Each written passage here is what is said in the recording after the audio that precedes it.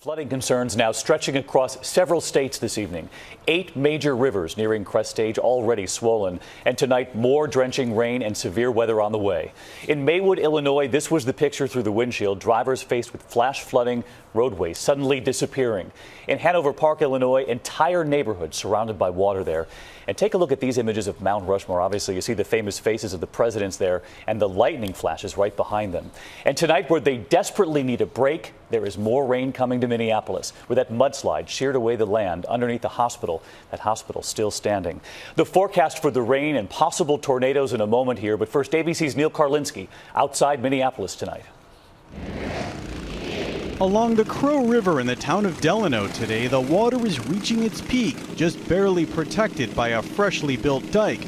But some businesses on the wrong side of that barrier are now scrambling. Yesterday morning we had, 40 or 50 people here that were just sandbagging because, as you can see, we're on the wrong side of the clay levee. It's the smallest towns facing the biggest impact. In Chaska, the Minnesota River is choked with logs and getting higher. That little shack over there, if you go down about 4 to 5 feet, there's a bench down there.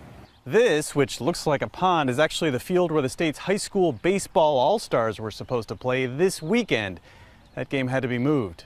It's been an unusually violent weekend of weather. Severe thunderstorms blew through Chicago overnight, bringing trees down on homes and wiping out power lines, even causing hundreds of delays at O'Hare Airport.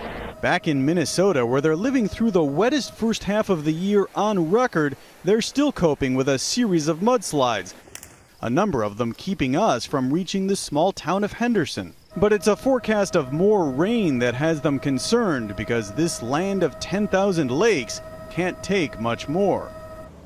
You can get a sense of the flooding along the Minnesota River here. Just look at what should be some stairs going down to the riverbank that's been covered in water. And then this, a huge cluster of trees that is wearing down the underside of the bridge over there. They are keeping their fingers crossed that the rain to come doesn't make things any worse. David?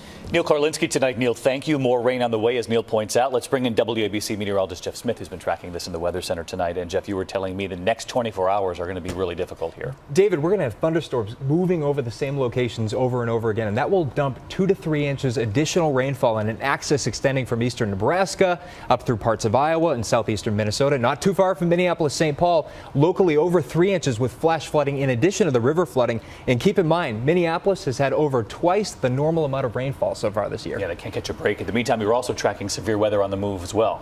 Right, big thunderstorms going to be developing this evening from the high plains of Colorado through Kansas, northern Missouri, Iowa. We're talking damaging winds, large hail, and maybe even an isolated tornado or two. All right, we'll be watching.